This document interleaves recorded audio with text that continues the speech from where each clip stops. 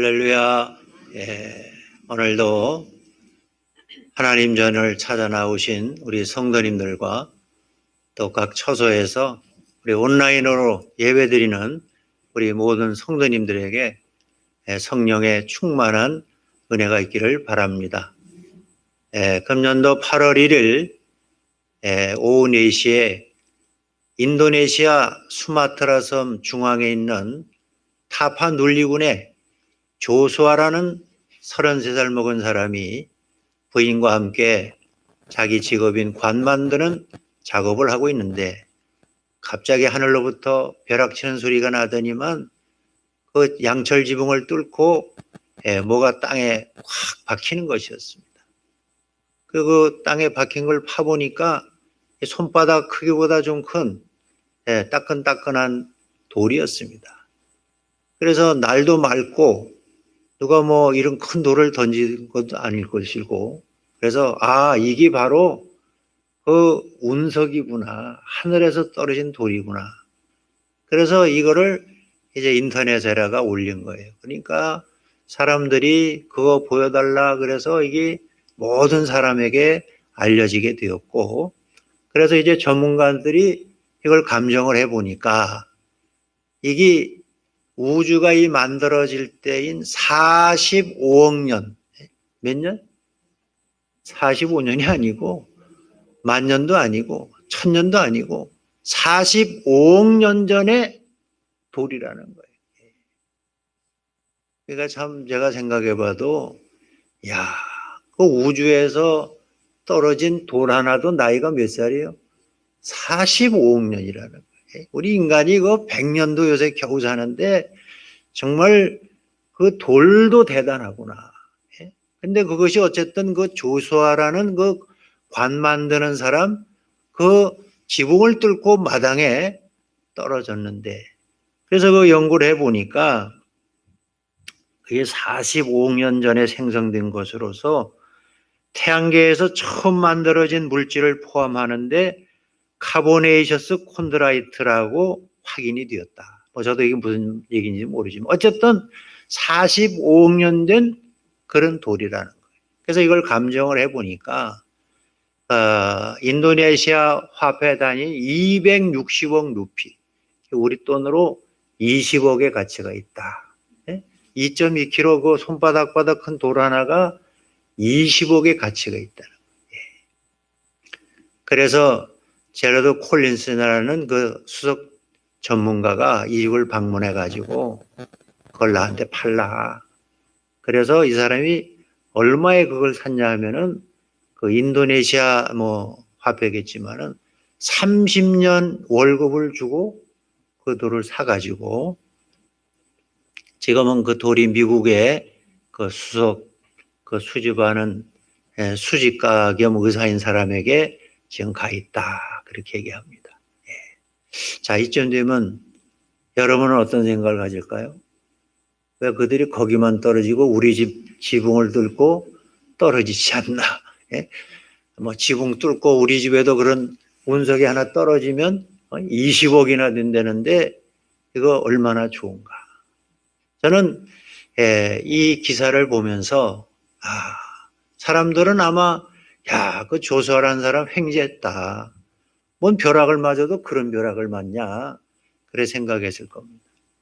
그래서 그 기사에 난 걸 보면 그래 갑자기 이렇게 30년 월급을 돌 하나 때문에 받았으니까 앞으로 뭐 할 거냐? 그러니까 이제 장의사 관 만드는 일은 그만두고 마을에다가 예배당을 짓겠다. 그 생각이 참 기특한 것이고, 그리고 하나 그래도 그렇게 뭐 돈벼락은 맞았지만 소원이 있는데 아들이 셋이래요. 근데 이런 행운도 주셨으니까 딸을 하나 더 얻었으면 좋겠다. 그런 기사가 나와 있어요. 그러니까 사람이라고 하는 것은 하나의 소원이 이루어지면 그걸로 끝나는 게 아니고 또 있는 거예요. 아들 셋이니까 뭐가 또 필요해? 딸이 하나 더 있으면 좋겠다. 그 인간이 아니겠나. 그래서 많은 사람들은 그 기사를 보면서 그 20억짜리 그 운석 그거 우리 집에도 하나 떨어지면 좋겠다. 그래 생각하지만 여러분이 이미 다 그 도를 받은 걸 믿으시기를 바랍니다. 예수 그리스도는 하늘로부터 떨어진 운석이라니까. 반석이고 산돌이라. 그러니까 예수 그리스도를 그 마음에 확 박은 사람은 20억이 아니라 이 세상의 모든 것을 다 가진 것이나 마찬가지다.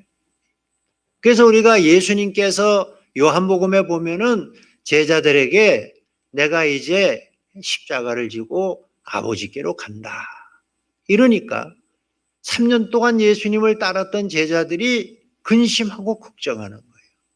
아니 이게 무슨 소리냐. 우리가 배와 그물을 버리고 세관을 버리고 모든 걸 버리고 예수님을 따른 것은 예수님께서 그 오병이어로 5,000명을 먹이고 12광주를 거둘 뿐만 아니라 죽은 나사로도 살리시는 그런 능력으로 이제 예루살렘에 입성해가지고 로마 군대를 몰아내고 왕이 되면 우리가 다 영의정 좌의정 무슨 판서 이렇게 할 줄 알았는데 아니 왜 예수님이 자꾸 죽는다는 소리를 하느냐.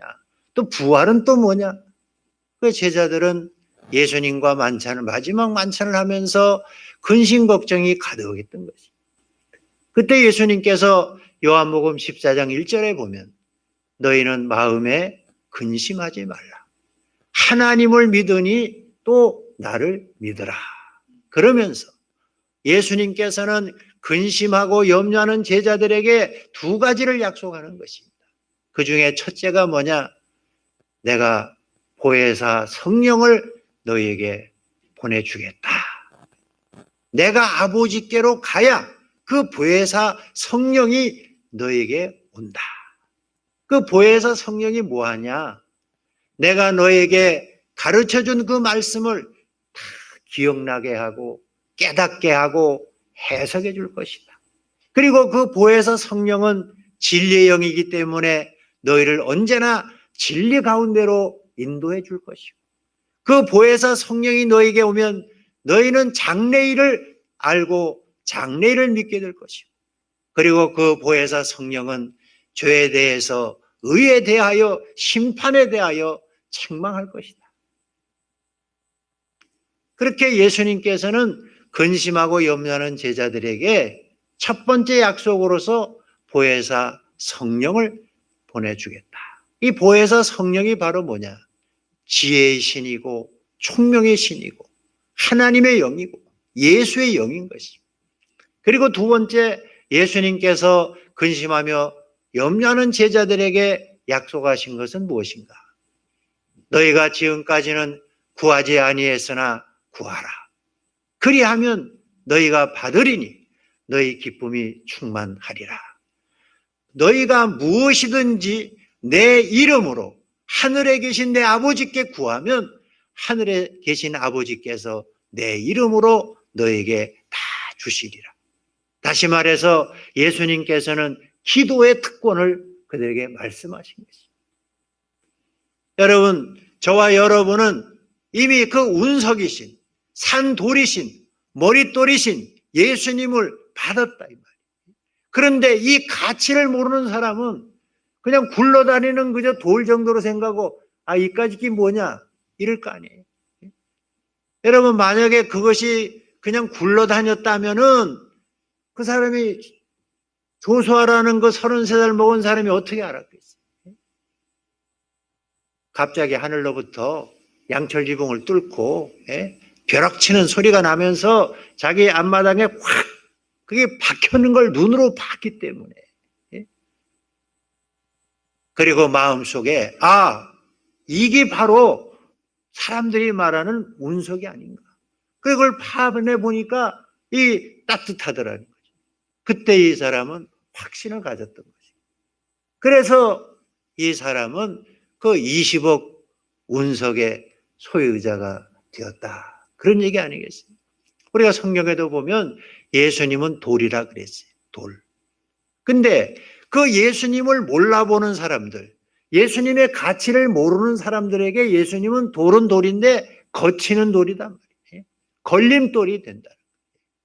그런데 이 예수님을 알아보고 이 예수님을 머릿돌로 삼는 사람에게는 이 무한한 능력의 돌이 되는 것입니다. 그래서 예수님 제자 가운데도 가룟 유다라고 하는 사람은 예수님을 따랐어요. 3년 동안 예수님 말씀을 듣고 예수님이 행하는 기적과 능력을 보았는데 결국 어떻게 됐습니까? 예수님이 로마 군대를 몰아내고 왕이 될 줄 알았는데 맨날 죽는다는 소리만 하고 하니까 실망해가지고 그 예수님을 은 30에 팔아먹은 거예요. 그리고 나중에 양심의 가책을 받아서 목을 매서 자살했어요. 그 예수님은 가룟 유다에 대해서 말하기를 저는 차라리 나지 않으면 좋을 뻔했다. 여러분 성경에 보니까 진리를 사고 팔지 말라 그랬어요. 여러분의 마음속에 반석이신 산돌이신 운석과 같은 예수님이 여러분 마음에 임했다. 그 예수님을 알고 그 가치를 아는 사람은 누가 가지고 와서 내가 20억 가치가 있는데 내가 오늘 밥 한 끼 사줄 테니까 놔줄래? 어림도 없는 소리죠. 야 100만 원 줄 테고 놔줄래? 안 하죠. 1000만 원, 1억 안 한다니까. 내가 그 가치를 알고 있기 때문에 적어도 이 조수아라는 사람은 자기 30년의 월급을 받고 그 돌 하나를 남겨줬다. 이 말이에요. 여러분 우리가 어리석은 자가 되면 안 돼요. 여러분 지금 내가 예수님을 가지고 있다는 것은 천하를 가지고 있는 것이나 마찬가지인 걸 믿으시기를 바랍니다. 그래서 우리가 마태복음 13장에 예수님께서 천국 비유를 얘기할 때도 어떤 사람이 천하를 돌아다니다가 진주 장사인데 세상에서 가장 값진 진주 하나를 만나게 자기 소유를 다 팔아가지고 그 진주를 샀다는 것입니다.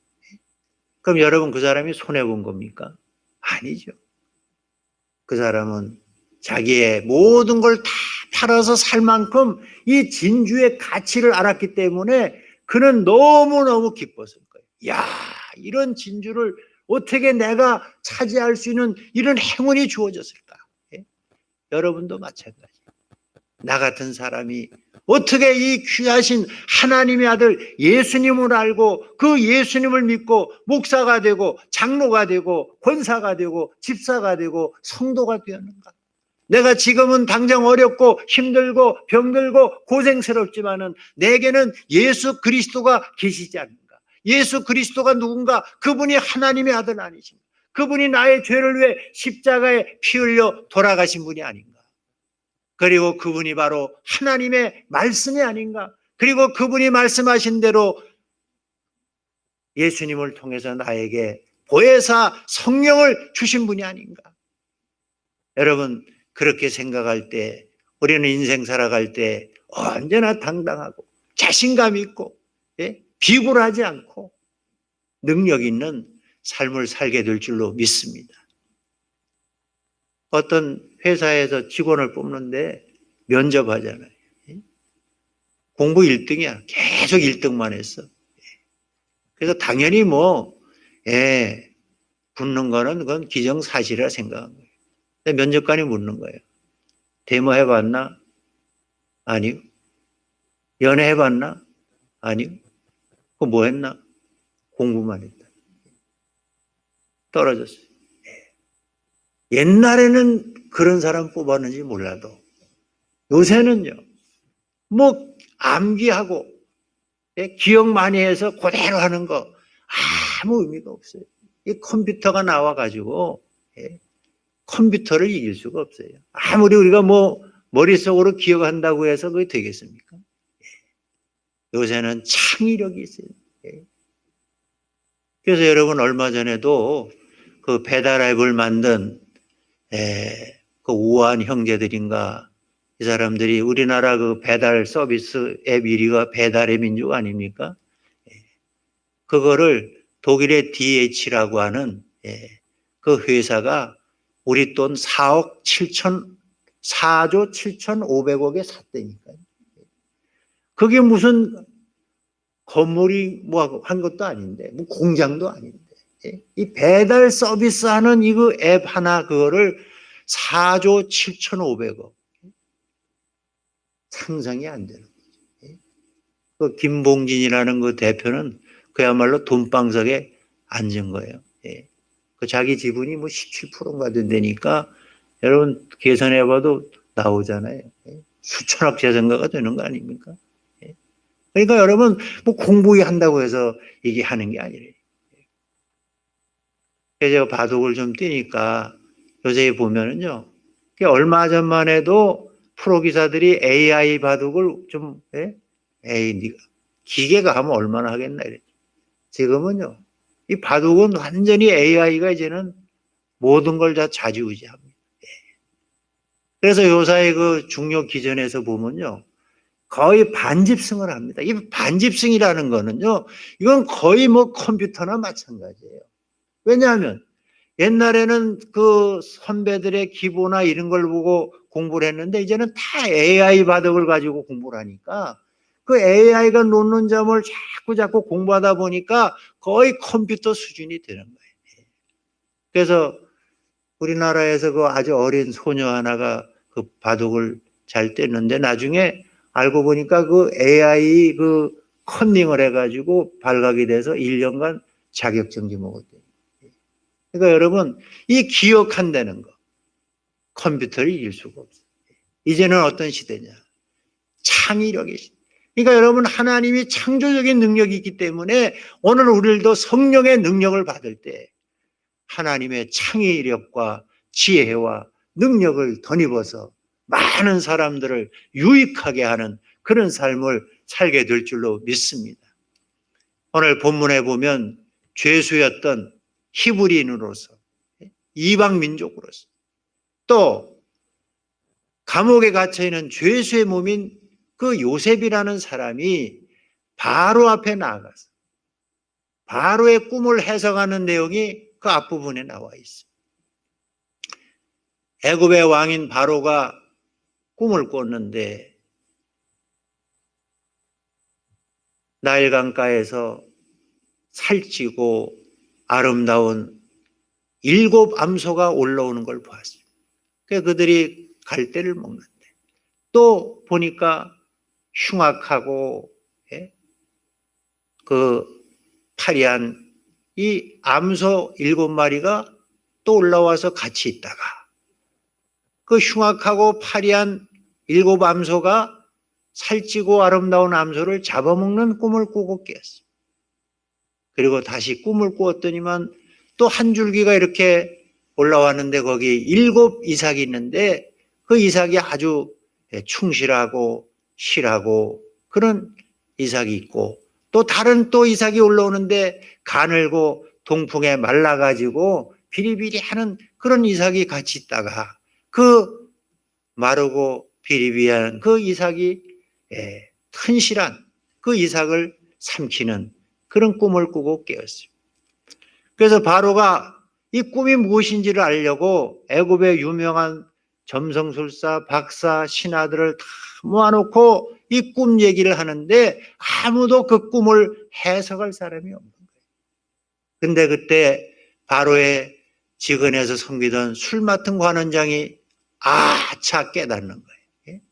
자기가 옛날에 죄를 짓고 감옥에 시위대 감옥에 갇혔을 때에 떡 맡은 관원장과 자기가 꿈을 꿨는데 꿈을 해석할 방법이 없었는데 그 감옥에 있던 요셉이라는 그 히브리인 청년이 그 꿈을 해석해 주기를 떡 맡은 관원장은 목이 잘릴 것이지만 술 맡은 관원장은 다시 복권이 될 것이다. 그런 얘기를 했는데 말대로 된 거죠. 그런데 요셉이 그때 말하기를 술 맡은 관원장에게 당신이 다시 복권이 되면은 내가 이렇게 감옥에 억울하게 갇혀 있다는 것을 왕에게 좀 얘기해서 나를 좀 풀어달라. 그런데 사람이라는 게 자기가 좋아버리면은 다 잊어버리는 거죠.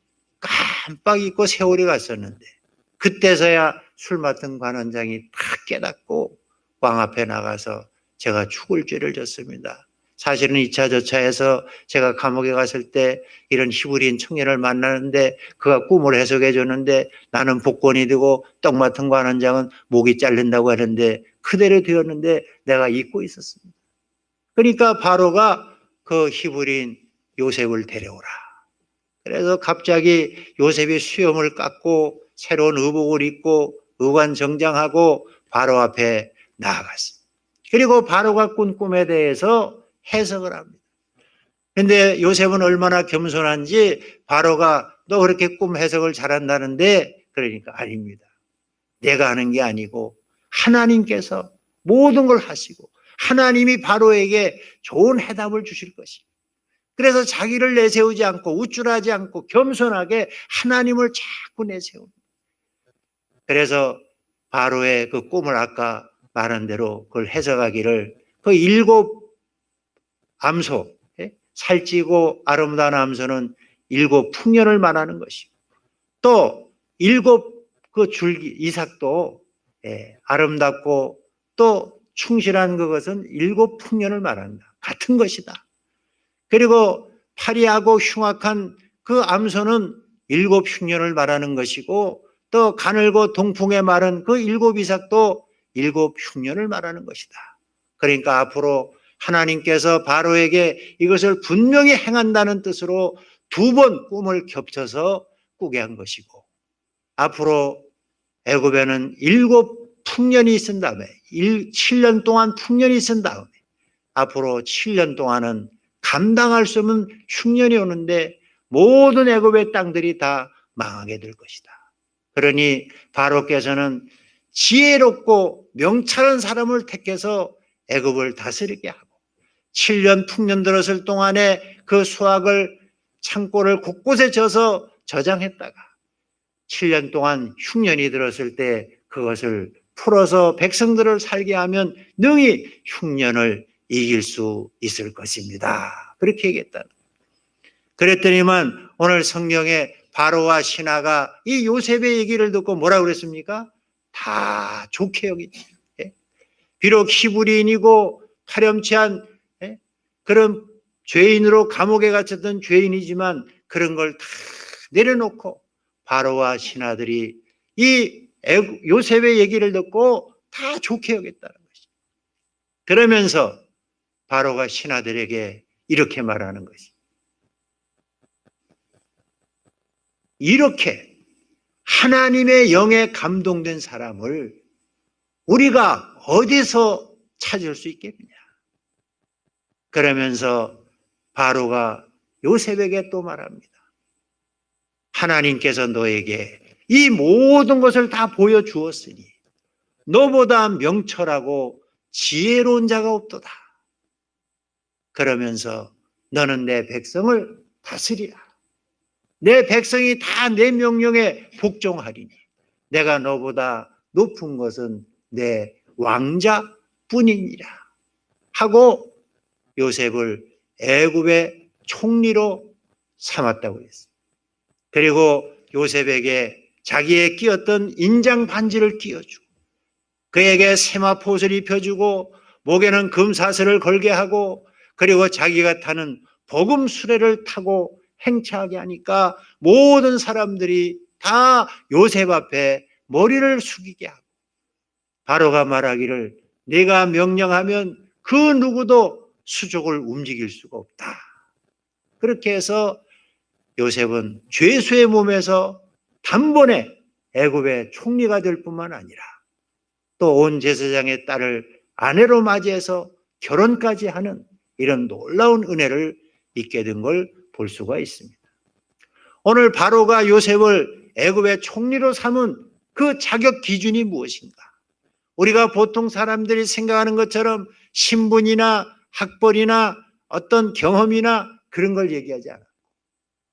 그는 비록 히브리인으로 죄수의 몸이었지만 그것도 보디발의 아내를 성폭력하려고 하다가 미수에 그친 파렴치한 몸이었음에도 불구하고 바로는 요셉을 다른 것 보지 않고 한 가지 기준을 가지고 보았다는 것입니다.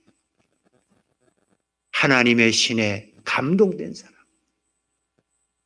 지혜와 명철이 뛰어난 사람, 하나님이 모든 것을 다 보여주는 사람. 그래서 요셉을 애굽의 총리로 삼아 그 모든 풍년과 흉년을 이기게 하는 그러한 결과를 가져온 것을 볼 수가 있습니다. 여러분, 지혜가 무엇입니까? 지혜라는 것은 사물의 이치를 아는 것입니다. 그리고 어떤 그 사물의 일 처리를 하는 것을 우리가 지혜라 그럽니다. 지식과 지혜는 달라요. 지식은 공부에서 얻지만 지혜는 위로부터 오는 것입니다. 그래서 우리 민족은 옛날부터 지혜가 있는 민족이에요. 그래서 지금 우리가 또 예수를 믿게 되니까 우리나라가 잘 사는 거예요. 그래서 성경에 보면 이 지혜가 결국 뭐냐? 지혜가 바로 예수님이고, 지혜가 바로 말씀이고, 지혜가 바로 성령이라. 그래서 성령을 우리가 지혜와 총명의 신이라 그렇게 얘기합니다. 그러니까 여러분, 누구든지 예수를 믿게 되면은 하나님의 영이 그에게 임하게 되는 것이고, 그리고 하나님의 지혜와 명철이 그에게 임하게 된다는 것입니다. 그런데 다니엘을 보면은 다니엘도 지혜가 10배나 뛰어나다고 했는데 다니엘이 그렇게 지혜로운 이유가 무엇이었던가? 그는 기도했다는 것입니다. 우리가 예수 그리스도를 믿고 이미 예수님이 우리 안에 와 계시고 말씀이 우리 안에 와 계시고 지혜와 총명의 신인 성령이 우리 가운데 와 계시지만 우리가 다니엘처럼 기도해야 되는 걸 믿으시기를 바랍니다. 다니엘은 기도하면 사자굴에 간다는 걸 알고서도 그는 자기 집에 돌아가 예루살렘을 향한 창문을 열어놓고 하루에 3번씩 기도했다 그랬습니다. 야고보서 1장 5절에도 너희 중에 누구든지 지혜가 부족하거든 후히 주시고 꾸짖지 아니하시는 하나님께 구하라. 그리하면 주시리라 그랬습니다. 그러므로 여러분 기도하시기를 바랍니다. 우리 하나님 앞에 기도할 때 하나님이 지혜를 주시는 거예요. 근데 많은 사람들은 하나님 나한테 돈 주세요. 나한테 건강 주세요. 나한테 직장 주세요. 사업 잘 되게 해주세요. 그렇게 기도해요. 여러분, 우리가 돈 달라고 해서 하늘에서 돈이 뚝 떨어지는 게 아니에요. 우리가 하나님께 기도하면 하나님이 돈 버는 지혜를 주시는 거예요. 건강 달라고 기도하면은 건강하는 그 지혜를 주시는 거예요. 근데 먹는 거 마음대로 먹고 운동 안 하고 그러면서 맨날 건강하다 해달라고 하면은 건강이 오는 게 아니라 이거예요. 그래서 오늘 바로가 신하들에게 한 말, 이렇게 하나님의 영에 감동된 사람을 우리가 어디서 찾을 수 있겠느냐. 여러분, 항상 하나님의 영에 감동되는 우리 성도님들 되시기를 바랍니다. 전에도 얘기했지만은 하나님은 방주와 같은 사람을 좋아한다. 엔진도 없고 돛대도 없지만 바람이 불면 부는 대로 움직이는 거예요. 이게 성령의 감동인 거예요. 근데 하나님이 제일 싫어하는 사람이 뭐냐? 말뚝 같은 사람. 쇠말뚝. 쇠말뚝을 하나 박아놓으면은 바람이 태풍이 불어도 요지 부도. 그래서 하나님이 그런 사람은 캐가지고 철공장에 보내서 녹여버린다니. 그러니까 여러분, 말씀을 들을 때나 기도할 때나 찬송할 때나 방주처럼 성령이 여러분한테 이렇게 불면 어떻게 움직이는 거예요. 마음에 감동이 오면 그대로 하는 거예요. 그러나 많은 사람들이 교회는 오래 다녀도 감동이 없는 거예요. 왜 그럴까요? 교만하고 욕심이 꽉 차 있고 시기하고 미워하고 불평하고 열등감 가지고 이러니까 성령이 감동이 안 되는 거예요. 그래서 우리가 죄를 회개하고 교만을 회개하고 욕심을 회개하면 어떻게? 주님이 우리 죄를 다 사해 주시고 그래서 깨끗게 해 주시고 그래서 성령이 우리 가운데 오셔서 그때부터 여러분을 움직이게 되는 걸 믿으시기를 바랍니다. 오늘 요셉처럼 여러분이 성령에 감동된 사람, 지혜와 명철이 뛰어난 사람, 하나님이 모든 걸 보여주는 사람이 되어서 우리 하나님 앞에 크게 인정받고 사람들 앞에 인정받고 그래서 여러분의 받은 복을 모든 사람들에게 구원하고 나눠주는데 쓰임받는 우리 성도님들이 다 되시기를 바랍니다. 기도하겠습니다. 사랑과 은혜가 풍성하신 아버지 하나님, 요셉처럼 성령에 감동된 사람, 지혜와 명철이 뛰어난 사람, 하나님이 모든 걸 보여주는 사람이 되어 오늘 이 땅을 살아갈 때에 하나님이 주신 은혜로 많은 사람들을 부요하게 하고 많은 사람을 구원하고 받은 바 복을 나눠주는 복된 삶을 살게 하여 주시옵소서. 감사하며 예수님의 이름으로 기도하옵나이다. 아멘. 찬송가 320장 부르시겠습니다.